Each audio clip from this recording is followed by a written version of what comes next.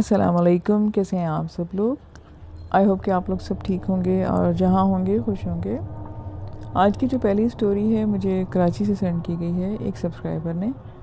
मैं आपको सुनाती हूँ, लेकिन इसके सुनाने से पहले आपसे रिक्वेस्ट है कि आप चैनल को सब्सक्राइब कर लें। अभी बहुत से लोगों ने चैनल को सब्सक्राइब नहीं किया हुआ। अब स्टोरी की तरफ आते हैं। हम गुलिस्तान जोहर, जो एक मशहूर बिल्डिंग है, हम वहाँ पे शिफ्ट हुए थे। हम 4 लोग हैं, मैं, मेरी मामा, मेरे भाई और मेरी भाभी। वो काफ़ी रौनक वाली जगह है जो सब लोगों को पता है, और नॉर्मली बिल्डिंग्स में सबके अपार्टमेंट पास पास होते हैं तो कुछ इतनी हॉन्टिंग फीलिंग्स भी नहीं आती। शुरू का एक हफ़्ता तो बहुत अच्छा गुजरा। हमारा ज़्यादा वक्त अपने घर को सेट करते गुजरता। फिर एक दिन ये हुआ कि हम सब घर वाले बाहर खाना खाने जा रहे थे। हम सब अपने अपने कमरों में तैयार हो रहे थे कि अचानक से वॉशरूम वाली वॉल पर मेरी निगाह पड़ी। वहाँ पर कुछ अजीब सा लिखा हुआ था। बस आप ये समझ लें कि ऐसा था कि जैसे किसी ने एक स्टैंप लगा दिया है। और ये मैंने 3-4 दिन पहले भी देखा था, मगर मैंने इतना नोटिस नहीं लिया कि मैं ये बात किसी और को भी बताऊं। लेकिन उस दिन मेरे माइंड में पता नहीं क्या बात आई कि मैंने अपनी भाभी को भी बताया, तो उन्होंने भी कहा कि ये सिंबल उन्होंने भी देखा है। फिर उसके बाद हमने अपनी मामा को बताया। हमारी मामा के माइंड में पता नहीं क्या बात आई कि उन्होंने छुरी से लेकर उस सिंबल को मिटा दिया। वो दिन था कि उसके बाद हमें पता नहीं चला कि अल्लाह ही जानता है कि हम कैसे वहाँ 1.5 महीना तक रहे। हम जब रात को खाना खा के वापस आए तो मेरी मामा मामू के घर चली गई थी और वो वहीं रुकी थी। उस दिन मैं, मेरा भाई और मेरी भाभी फ्लैट में थे। हमारे साथ हमारी एक कज़न भी आ गई थी। वो भी वहीं उस बिल्डिंग में ही रहती थी, तो मैं उनके साथ उनके फ्लैट चली गई थी और वहाँ पे ही मैंने स्टे किया। और जब सुबह मैं अपने अपार्टमेंट वापस गई तो मेरी भाभी और भाई ने बताया कि रात भर घर में कुछ ना कुछ खटपट होती रही। ड्रेसिंग टेबल पे कभी शॉपर पड़ा होता तो कभी फ्लोर पर, तो ऐसा लगता कि जैसे कोई बाकायदा चल रहा है। जब उसने मुझे बताया तो मैं हैरान हुई। हमारे भाई कुछ इन चीज़ों पे ज़्यादा यकीन नहीं करते, मगर उस वक्त वो खामोश थे।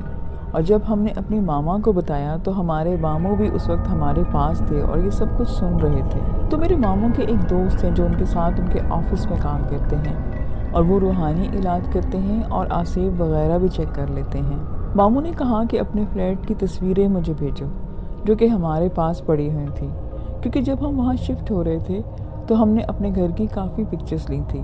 खैर, हमने वो तमाम पिक्चर्स अपने मामू को सेंड कर दी।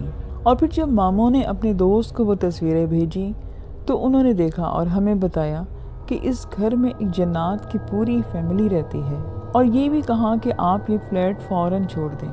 हमारी तो हालत ही ख़राब हो गई, क्योंकि अभी तो हम वहाँ पे शिफ्ट हुए थे। हमें तो कुछ समझ ही नहीं आ रहा था कि हम क्या करें। खैर, अब हम दम दरूद करवाते रहे, और आहिस्ता आहिस्ता करके जो भी वो चीज़ थी वो अपनी प्रेजेंस ज़्यादा शो कराने लग गई। ख़ास तौर पर वो कमरा जिस पे वो सिंबल बना हुआ था, मेरे और मेरे मामा के यूज़ में था।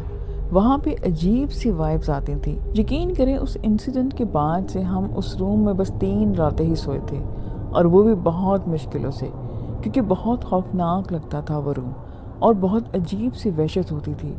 सिर्फ मुझे ही नहीं बल्कि मेरी मामा को भी ऐसा ही लगता। बस दोनों डर के मारे हम जागते रहते थे। हमारे फ्लैट के लिविंग रूम में क्लियर बिल्कुल आवाज़ें आती थी कि जैसे कोई वहाँ घूम रहा है, और हमारे भाई का कमरा लिविंग रूम को क्रॉस करके आता था। हमारी हिम्मत ही नहीं होती थी कि हम वहाँ जाएं। खैर, फिर मैंने और मामा ने अकेले उस रूम में रहने से मना ही कर दिया कि अब हम वहाँ और नहीं सोएंगे। उस फ्लैट में 3 रूम थे और दूसरे वाला खाली था, लेकिन वो भी बहुत ही अजीब सा था।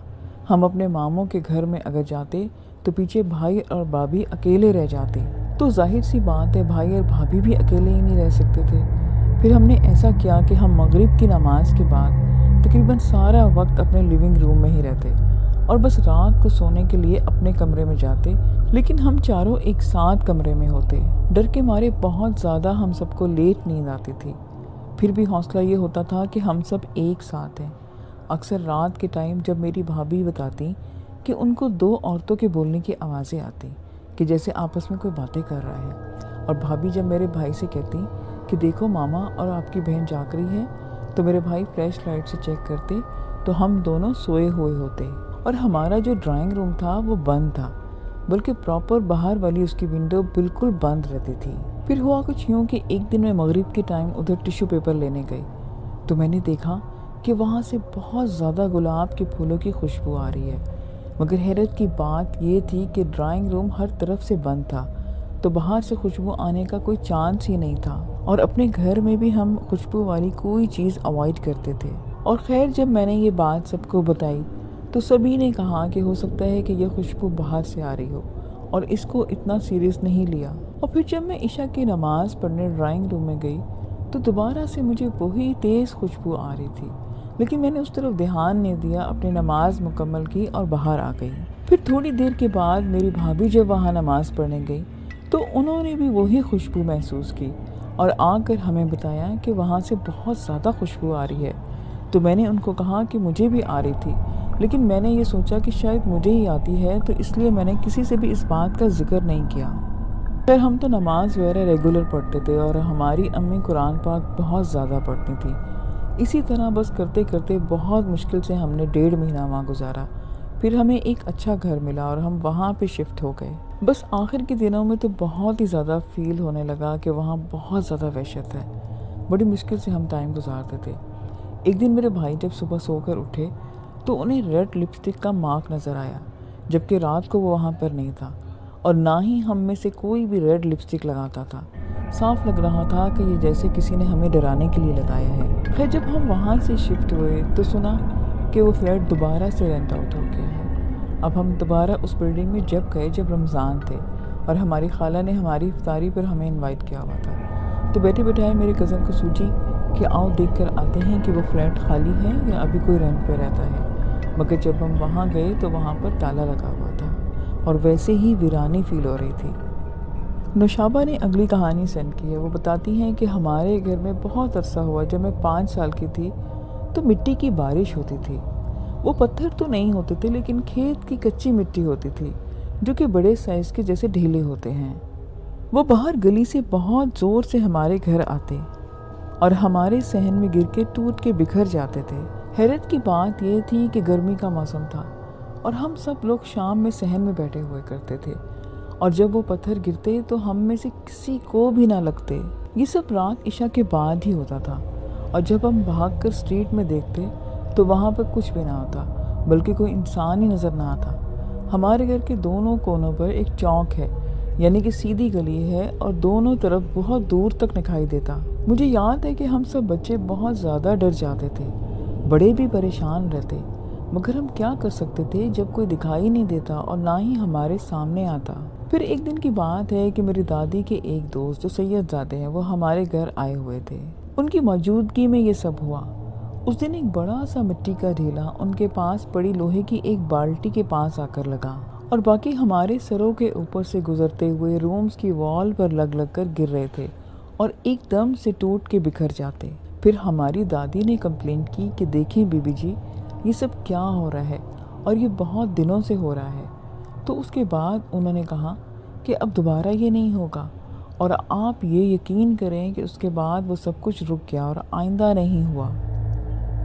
اگلی کہانی اسلام آباد سے سینڈ کی گئی ہے۔ سبسکرائبر میرے بتاتی ہیں کہ وہ پچھلے سردیوں کی راتیں تھیں اور دسمبر کی سخت سردی پڑ رہی تھی۔ اس ٹائم مجھ پر اثرات ہونا شروع ہوئے تھے، مجھے ڈرانے خواب آنا شروع ہو گئے، وہ جنات اور کالے رنگ کے کتے مجھے نظر آنا شروع ہوئے، اور میرے کندھوں پر ہر وقت وزن رہنے لگا۔ میرا نماز پڑھنے میں بالکل بھی دل نہیں لگتا۔ یہ سب میرے ساتھ شروع ہوتا گیا۔ ایک دن جمعہ تھا اور رات کے 10 بجے ہم اپنے گھر والوں کے ساتھ اپنے رشتہ داروں کے گھر جا رہے تھے۔ ہمارے ان رشتہ داروں کا گھر قریب ہی تھا، تو ہم پیدل جا رہے تھے، اور جب ہم واپس آ رہے تھے تو رات کے 10 بجے کا وقت تھا۔ وہاں بہت زیادہ سنسان اور ویرانی تھی، درختوں کے نیچے سے گزرنا پڑ رہا تھا، اور وہاں پر بہت زیادہ گندگی بھی تھی۔ میں خیریت سے اپنے گھر واپس تو آ گئی، مگر میرے ساتھ رات کو کیا ہونے والا تھا اس بات کا مجھے بالکل بھی اندازہ نہیں تھا۔ خیر میں اپنے گھر آ کے بیٹھ گئی۔ پھر مجھے ایسا لگا کہ کسی نے میرے دماغ میں بہت زور سے سوئی چبھی ہے۔ وہ اتنی زور سے تھی کہ میری چیخ نکل گئی درد کی وجہ سے۔ میں نے سب کو بتایا اور سب نے میرے اوپر آیت الکرسی پڑھ کر پھونکی، اور پھر اس کے بعد وہ اپنے اپنے رومز میں سونے کے لیے چلے گئے۔ رات کو جب میں سونے لگی تو 3 بجے میری آنکھ کھل گئی۔ ایک ڈرانے خواب کی وجہ سے میری آنکھ کھلی تھی۔ मैंने ये देखा कि मैं अपने बेड पर लेटी हूँ और दरवाजे के पास एक लड़की सफ़ेद कपड़ों में खड़ी है और वो मुझे बहुत ज़्यादा घूर के देख रही है। वो सब मुझे हकीकत लग रहा था। मैं बहुत ज़्यादा डर गई और फिर मेरी आँख खुल गई। उसके बाद जब मैं दोबारा सोने लगी तो ख्वाब में फिर वही सब कुछ शुरू हो गया। मैं दोबारा से जाग गई और वही लड़की मुझे ख्वाब में भी घूर रही थी।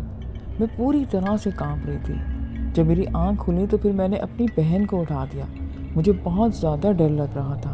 उन्होंने मुझे कहा कि मैं जाग रही हूँ और तुम सो जाओ। मेरी नज़र वहीं दरवाजे पर टिकी हुई थी। जैसे कि मैं दोबारा नींद में गई, मैंने दोबारा से वही ख्वाब देखा और मुझे लगा कि मेरी मामा मेरे रूम में आई हैं और जब मैं उनको उस लड़की के बारे में बताने लगती हूँ तो वही लड़की एकदम से मेरे सामने, मेरी नज़रों के सामने आ गई और मुझे घूरने लगी थी। मुझे बहुत ज़्यादा डर लग गया और मेरी एकदम से दोबारा से आँख खुल गई। इस बार मैं समझ गई थी कि मेरे साथ कुछ गलत हो रहा है। उसके बाद मैं और मेरी बहन डर की वजह से जागते रहे और वहाँ कोने में एक बिल्ली बैठी हुई थी। वो हमें मुसलसल घूरती रही और फिर ये हुआ कि अचानक से साथ वाले रूम से हमारी मामा भागती हुई आई और मुझे देखने लगी। मैंने जब मामा को इतनी जल्दी में आते हुए देखा तो मैंने इनसे पूछा कि खैरियत है। वो कहने लगी कि तू मुझे बुलाने आया था, मामा मामा आवाज़ दी थी। मैं और मेरी बहन एक दूसरे को देखने लगे। हम बहुत डर के कांप रहे थे क्योंकि मैं तो अपने मामा को उठाने गया ही नहीं था। ये सिलसिला यहाँ पे नहीं रुका। अगली रात जब मैं सोने के लिए लेटी तो मेरा जिस्म जैसे पूरा सुन्न हो गया। उसके बाद काफ़ी दिन यही सब चलता रहा। अक्सर रात में हम डर डर के बैठ कर गुजारते। फिर एक दिन रात के 12 बजे जब मैं सोने के लिए लेटा तो मेरा बेड एकदम से हिलने लग गया। मैंने अपनी बहन को उठाया और उसको कहा कि देखो मेरा बेड हिल रहा है। वो उठ के मेरे पास आई। उसने मेरे बेड को देखा तो मेरा बेड और ज़्यादा हिलने लग गया। उसके बाद मैं डर की वजह से उठ के बैठ गई तो मेरा बेड एकदम से रुक गया। मैंने अपने पापा को इतना बोला लेकिन उन्होंने हमारी एक बात पे भी यकीन नहीं किया। इस सब के बाद एक जुम्मा आया और उन्हीं रिश्तेदारों ने जिन्होंने हमें पहले बुलाया था दोबारा अपने घर पे बुलाया। और एक बात मैं आपको बताती चलूँ कि जिन रिश्तेदारों की मैं बात कर रही हूँ, जिनके घर पर हम सब गए थे, उनके बारे में हमारा पूरा ख़ानदान कहता है कि वो काला जादू करते हैं। और जब हम रात को उनके घर से वापस आए थे तो उसके बाद से मेरी हरकतें अजीब हो रही थी। एकदम से मेरे कान में सीटी की आवाज़ें आने लग गईं और फिर मेरी मामा चारों कुल और सूरे बकरा के आखिरी आयात ऊंची ऊंची आवाज़ में पढ़ना शुरू हो गई, जिसकी वजह से मेरे कानों में ज़ोर ज़ोर से आवाज़ें बजने लगी। तो मैंने अपने कानों पे अपने हाथ रख लिए। मेरी आंखों से पानी तेज़ी से निकलने लगा। तो मैंने उनको बहुत गुस्से से बोला कि चुप कर जाओ, लेकिन वो चुप नहीं हुई और ज़्यादा ज़ोर से तलावत करने लगी। मेरी आवाज़ बदलना शुरू हो गई थी। मैं ढूंढ रही थी कि कोई ऐसी चीज़ मिले जो मैं अपनी मामा को उठा के मार सकूं ताकि वो चुप हो जाए, लेकिन मैं अपने आप में काबू करने की कोशिश भी कर रही थी। मैं अपनी माँ को कोई नुकसान ना पहुँचा दूँ। मेरी मामा ने सब कुछ पढ़कर मेरे पे फूंक दिया। उसके बाद मैं नॉर्मल होना शुरू हो गया, लेकिन अफसोस की बात है कि मेरे पापा ने उस दिन मेरी हालत नहीं देखी थी और जब उनको बताया तो कहने लगे कि चलो अब सब कुछ ठीक तो हो गया है। लेकिन मुझे पता था कि वो जो कुछ भी है वो अभी नहीं गया, वो मेरे साथ है। वो 2 आए थे, एक मेल के और एक फीमेल के। इस दौरान बहुत कुछ मेरे साथ हुआ। ये 2003 का वाक़या है जब मैं कराची में रहता था। वो 31 दिसंबर की रात थी। हम सब दोस्तों ने प्लानिंग की कि हम न्यू ईयर नाइट सब फ्रेंड्स इकट्ठे मिलकर मनाएंगे। मैं अपने एक दोस्त के घर पहुंचा तो अभी बाकी दोस्त वहाँ नहीं गए थे। मैं और मेरा वो दोस्त बातें करने लगे और जब हमने टाइम देखा तो वॉल क्लॉक की तरफ देखा तो वो बंद थी। मैंने अपने दोस्त से पूछा कि क्या घड़ी ख़राब है, तो उसने जवाब दिया कि हाँ, हमने बहुत ज़्यादा सेल चेंज किए लेकिन ये घड़ी आधा घंटा चलकर रुक जाती। तो मेरे दोस्त ने बताया है कि इसके घर में कुछ जन्नात के असरात हैं, इस वजह से ऐसा होता है। मैंने अपनी दोस्त की बातों को मजाक में उड़ा दिया, लेकिन उसने कहा कि जन्नात का मजाक नहीं उड़ाते। मैंने अपने दोस्त से पूछा कि इसके घर के क्या मामलात होते हैं, तो उसने बताया कि उनके घर अक्सर 1.5-2 फुट की एक मखलूक नज़र आती है खाली कमरों में घूमते हुए। इसलिए जब हम किसी खाली कमरों में दाखिल होते हैं तो पहले आवाज़ लगा देते हैं ताकि वह गायब हो जाए और घर से अक्सर चीज़ें गायब हो जाती हैं। उसने बताया कि बकरा ईद के दिन थे اور جب ہم لوگ ایک بکرا خرید کر لائے تو وہ بہت شور کرنے لگ گیا۔ ایک رات ان کی دادی کو خواب آیا کہ ایک سفید لباس والا آدمی تلوار اٹھائے بکرے کے ٹکڑے کر رہا ہے، اور بکرے کے ٹکڑے کے کرنے کے بعد بولا کہ یہ سب بہت گند کرتے ہیں۔ اس دوست کی دادی کو اس کی آواز سنائی دی اور کہا کہ بکرے کو کہیں اور باندھ دو اور وہ جگہ بھی صاف کر دو۔ میرے دوست نے بتایا کہ رات ہونے کے باوجود دادی نے اس بات پر عمل کیا، اور اس دن کے بعد وہ بکرے کی گندگی وہاں سے فوراً صاف کر دیا کرتے۔ ابھی میرے دوست نے اتنا ہی قصہ سنایا تھا کہ ہمارے باقی دوست بھی وہاں پر آ گئے اور ہم سب وہ رات سیلیبریٹ کرنے باہر چلے گئے۔ واپسی پر 4:30 بج چکے تھے۔ میں اپنے گھر واپس آ کر اپنے کمرے میں گیا اور اپنی گھڑی، اپنے کار کی چابی اور اپنا پرس سائڈ پر رکھ کر سو گیا۔ صبح جب میں سو کر اٹھا تو میری گھڑی بالکل ٹوٹ چکی تھی، جیسے کسی نے ہتھوڑا مار کر توڑا ہو۔ میں بہت حیرت زدہ ہوا کیونکہ میرا روم لاک تھا۔ میں نے اپنی امی سے پوچھا کہ کوئی میرے کمرے میں آیا تھا۔ امی نے کہا کہ نہیں، تمہارے کمرے میں کوئی کیسے آئے گا اور کیوں کوئی تمہاری گھڑی کو توڑے گا؟ پھر میں نے اپنے دوست کو فون کر کے بتایا کہ تمہارے جو کچھ بھی ہے اس نے میرا بہت نقصان کر دیا۔ وہ میرا دوست یہ سن کر خاموش رہا۔ میں نے اس کو پھر کہا کہ تم سن رہے ہو؟ تو اس نے جواب دیا کہ میں نے تمہیں منع کیا تھا کہ ان کا مذاق مت اڑاؤ۔ تم شکر کرو کہ انہوں نے صرف تمہاری گھڑی ہی توڑی ہے اور تمہیں کوئی جانی نقصان نہیں پہنچایا۔ اس دن کے بعد سے میں نے ان چیزوں پر یقین کرنا شروع کر دیا اور دوبارہ کبھی ایسا مذاق نہیں کیا۔ یہ پچھلے ہفتے کے منگل کی بات ہے۔ رات کے کوئی 7:30 بجے تھے۔ میں کچن میں کام کر رہی تھی، بالکل ٹھیک تھی کہ اچانک میرے الٹے پیر پر ایک ہلکی سی جلن ہونے لگ گئی۔ میں نے زیادہ ذہان نہیں دیا اور کام کرتی رہی۔ جلن کی شدت ہر لمحے کے ساتھ بڑھتی گئی۔ اب میری برداشت سے باہر ہو چکا تھا۔ میں نے ہر چیز لگا کر دیکھ لی، لیکن یہ جلن انتہائی شدت اختیار کر گئی۔ میں مچھلی کی طرح درد سے تڑپنے لگ گئی۔ سب گھر والے میرے بے حد پریشان تھے۔ دوائی وغیرہ سب لگائی، لیکن الٹا تکلیف بڑھتی جا رہی تھی۔ ایسا لگنے لگا کہ جیسے کسی نے میرا ہاتھ آگ میں ڈالا ہو۔ میرا ہاتھ بالکل سرخ ہو چکا تھا، جیسے واقعی آگ میں پک رہا ہے۔ میں تکلیف سے رونے لگی۔ کسی نے میرا ہاتھ آگ میں ڈالا ہو اور شدید درد ہونے لگا۔ اندر تک ہاتھ کی ہڈیوں میں جیسے کوئی بار بار پلاس سے دبا رہا ہے۔ سب دم بھی کر چکے تھے۔ میرے لیے تکلیف ناقابل برداشت ہو چکی تھی۔ میں مسلسل رو رہی تھی، تڑپ رہی تھی۔ میں بتاتی چلوں کہ میں اس سے پہلے کبھی بھی کسی درد سے نہیں گزری تھی۔ اپینڈکس کے درد کے ساتھ 3 دن گزرے۔ میرے پاؤں کے انگوٹھے کا ناخن ٹوٹ چکا تھا اور بھی بہت سی تکلیفیں آئیں، پر میں ہمیشہ برداشت کرتی رہی۔ اس اذیت نے مجھے جھنجھوڑ کے رکھ دیا تھا۔ سب سمجھ گئے تھے کہ یہ جسمانی مسئلہ نہیں ہے۔ میں بس اللہ سے مدد مانگ رہی تھی اور آسانی مانگ رہی تھی۔ اچانک میرے دل میں خیال آیا کہ جادوگر سورہ بقرہ کا مقابلہ نہیں کر سکتا۔ میں نے بہت ہمت کر کے سورہ بقرہ کی آخری آیات کا ورد شروع کر دیا اور اپنے ہاتھ پہ دم کرنے لگی۔ مجھے شدید چکر آنے لگ گئے۔ جب میں نے تیسری مرتبہ دم کیا تو اچانک سے نیم بے ہوشی سے طاری ہو گئی اور میرا دل بیٹھنے لگ گیا۔ بڑی مشکل سے میں نے پانی مانگا۔ میرا رنگ پیلا پڑ چکا تھا۔ بھائی نے فوراً مجھے گلوکوز بنا کر پلایا۔ رات کے 3 بج چکے تھے۔ میں نیم بے ہوشی میں تھی اور پھر آہستہ آہستہ تکلیف میں کمی آنے لگ گئی۔ میرے ہاتھ کی جلد کھردری ہو چکی تھی، جیسے جل کے جاتی ہے۔ ابھی تک میرے ہاتھ میں کچھ پکڑتے دکھن اور ہلکی درد ہو رہی ہے۔ اس واقعے کے بعد سے ابھی تک میرا بلڈ پریشر شدید کم ہے۔ اللہ جانے یہ سب میرے ساتھ کیوں ہوا تھا۔ ابھی بھی وہ مجھے وقت یاد آتا ہے تو میرا دل ڈر کے مارے کانپ جاتا ہے۔ آخری کہانی شہزاد نے بھیجی ہے۔ وہ بتاتے ہیں کہ ایک بار کچھ کام سے وہ موٹر وے پر جا رہے تھے کہ اچانک ایک سائیکل سوار بابا ان کے سامنے آ گیا۔ وہ کسی طرح سے ٹکراتے بچا، لیکن وہ سنبھل نہ سکا اور گر گیا۔ شہزاد بتاتا ہے کہ میں نے پیچھے مڑ کر دیکھا تو وہ بابا گرا پڑا تھا۔ میں واپس مڑا اور جا کر دیکھا تو وہ بابا بے ہوش ہو چکا تھا۔ میں نے اٹھانے کی کوشش کی پر وہ ہوش میں نہ آیا۔ اتنی دیر میں بہت سے لوگ جمع ہو گئے۔ انہی لوگوں نے میرے ایک جاننے والے بھی تھے۔ انہوں نے ریسکیو کو فون کیا اور ریسکیو بابا کو لے کر ہاسپٹل چلے گئے۔ ان کا سامان، جس میں ایک کپڑے کا تھیلا تھا اور اس سائیکل، میرے جاننے والے بھائی کے پاس رکھنے کا فیصلہ کیا۔ اس کے پاس کے لوگوں نے بتایا کہ بابے کا سامان ادھر ہی ہے اور کوئی اس کو لینے آئے تو بتا دینا۔ بھائی نے کہا کہ غلطی سے ہی صحیح، اگر آ ہی گئے ہیں تو چلو کچھ دیر مجھے کچھ خدمت کا موقع دو۔ تو میں پریشان تھا، سوچا کہ کچھ دیر ریسٹ کر کے پھر آگے چلا جاؤں گا۔ انہوں نے مجھے بیٹھک میں بٹھایا اور بابا کے کپڑے کا تھیلا اب میرے ہاتھ میں تھا۔ وہ بھائی چائے کا بولنے گئے اندر، اور اس کے بعد میرے ذہن میں آیا کہ اس تھیلے میں دیکھوں کہ ہے کیا۔ میں نے تھیلا کھول کر دیکھا تو میرے تو ہوش اڑ گئے۔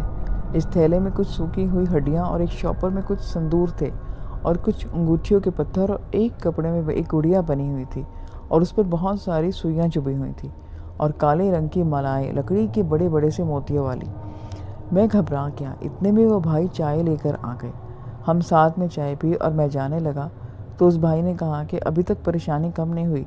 मैंने कहा कि अब परेशानी की वजह कुछ और है। उनकी ज़िद करने पर मैंने इनको वो सब कुछ दिखा दिया, जिसे देखकर उनके भी होश उड़ गए। अब मुझसे कहने लगे कि ये चीज़ें तो काले जादू में इस्तेमाल होती हैं। इसका मतलब है कि ये बाबा काला जादू करता है और ये चीज़ें अब पता नहीं हम पर क्या असर करेंगे। मैंने कहा कि आप परेशान ना हो, इन चीज़ों को मैं अपने साथ लेकर जाता हूँ। इन सब चीज़ों का क्या करना है इसका मैं कोई हल सोचता हूँ।